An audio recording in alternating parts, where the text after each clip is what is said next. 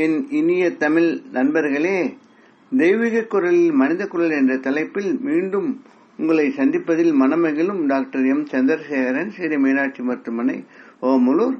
இப்பகுதியில் நாம் திருவள்ளுவர் எழுதிய குரல்களுக்கு உண்டான சிறுகதைகளை பார்த்து வருகிறோம். குரலின் கருத்தும் பொருளும் கதை வடிவில் வந்தால் புரிதலுக்கு நன்றாக இருக்கும் என்பதற்கே இந்த முயற்சி.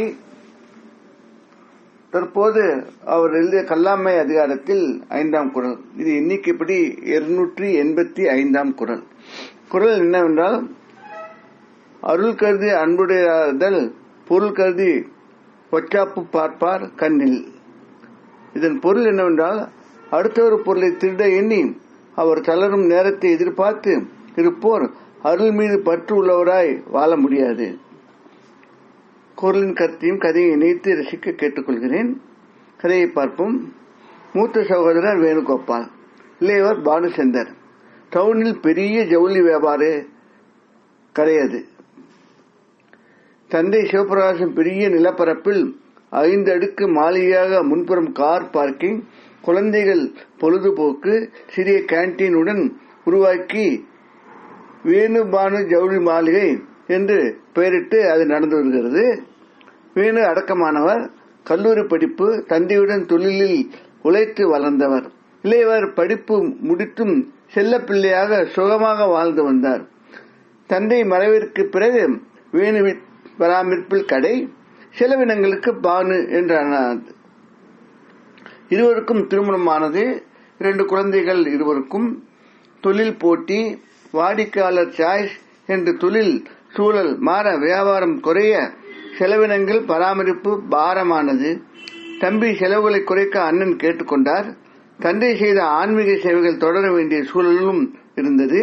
ஒரு கட்டத்தில் ஜவுளி மாளிகை 2ஆக பிரிந்தது. 5 மாடிகளும் அகலத்தில் குறைந்து நீளத்தில் ஒரே அளவில் பிரிந்து வேணு ஜவுளி மாளிகை, பானு ஜவுளி மாளிகை என்றானது. மனம் நொந்த வேணு தன் மனைவியின் சகோதரன் ஜம்புவை முக்கியமாக கடை வேலைகளை கவனிக்க சொல்லிட்டு ஒரு சிறிய பண்ணை வீடு கட்டி ஊர் எல்லையில் குடியிருந்தார். பானுச்சந்தர் கடையை ஆடம்பரமாக மாற்றினார். பெண் பணியாளர்களை நியமனம் செய்தார். வங்கி கடன் வாங்கி பெரிய பங்களா கட்டி கொண்டார். வேண்டாத பழக்கங்கள் கூட நட்பு உண்டானது. கடையின் 5வது மாடியில் 2 கடைகளும் ஒன்றாக இருந்த நினைவாக ஒரு வாசல் கதவு இடையில் இருந்தது. பானு வேணு தனித்தனி பூட்டு போட்டு ஒருவர் திறக்க முடியாமல் ஏற்பாடு ஆகியிருந்தது. வேணு பல காலம் தந்தையுடன் இருந்து தொழில் நடத்தியதால் பழைய வாடிக்கையாளர்கள் அவர் கடையை நாடி வந்தனர். அந்த வகையில் வியாபாரம் குறைவில்லாமல் இருந்தது. சரக்கு நிரம்பி வழியும். ஜம்பு அதிக வேலையால் சரக்கு வரவு செலவு முறையாக வைக்க முடியவில்லை.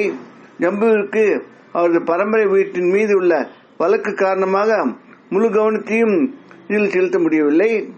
அவரது வேலை நேரத்தை இது குறைத்தது.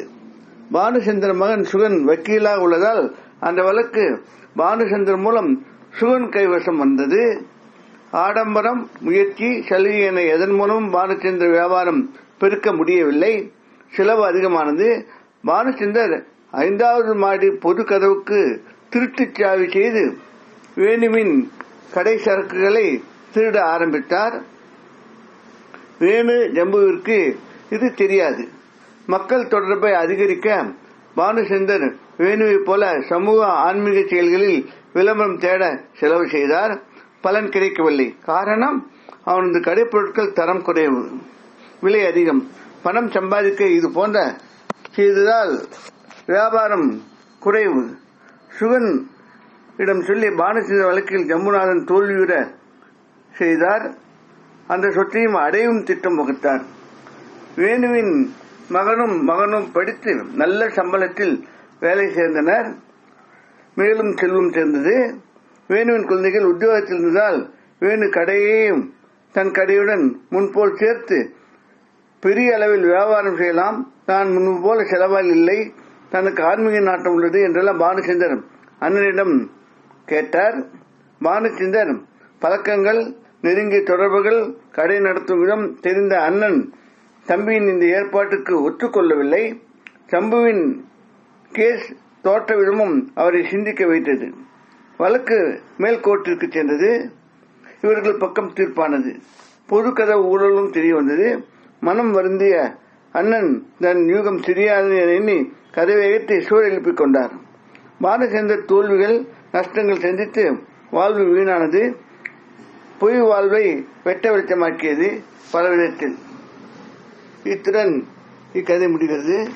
அன்பு நண்பர்களே, வாழ்க்கையில துரோகங்கள் மிகப்பெரிய ஒரு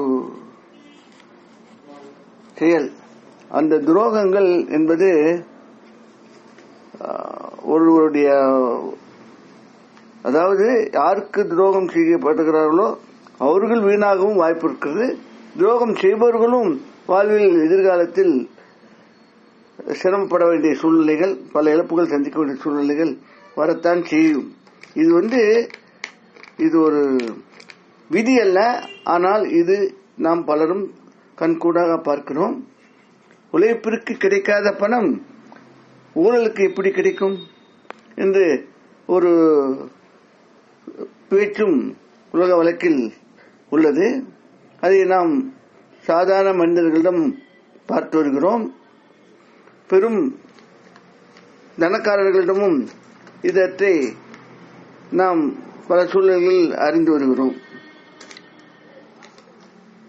அதாவது பிறரை கெடுத்து வாழ நினைக்கும் பொழுது நம்முடைய எண்ணங்கள் நம்முடைய வளர்ச்சியில், நம்முடைய முன்னேற்றத்தில் இருப்பதில்லை.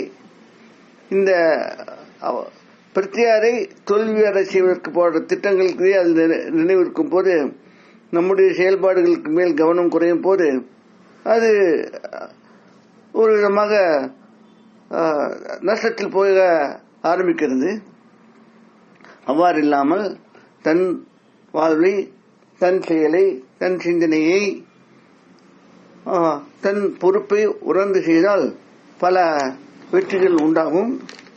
இதற்கு இப்பெல்லாம் அருள், இறை செயல்பாடு, சமூக செயல்பாடு என்ற ஒரு சில போர்வைகள் போர்த்து கொண்டும் மக்களை ஏமாற்ற பலவிதமாக முயற்சி செய்கிறார்கள். அவற்றிலெல்லாம் கூட காலப்போக்கில் அவர்களது சாயம் வெளுத்து விடுகிறது.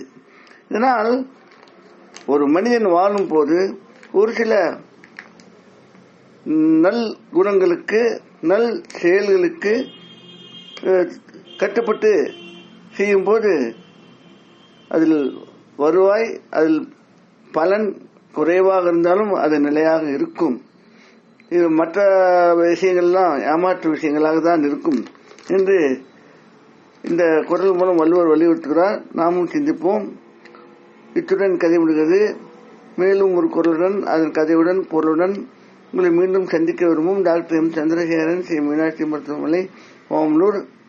இப்பகுதியில் வரும் படங்கள் இணையதளத்தில் எடுக்கப்பட்டது. அதை படித்தவருக்கு எங்களது நன்றி. இக்கதையும் படங்களும் யாரையும் இதையும் குறிப்பிடவில்லை, முழுதும் கற்பனையானவை. இக்கதையினை மற்றொரு கணிப்பு இலக்கிய சேவை செய்து கேட்டுக்கொள்கிறேன். இத வாழ்க தமிழ், வாழ்க திருவள்ளுவர், வாழ்க திருவள்ளுவர் எண்ணங்களும் செயல்களும். வணக்கம்.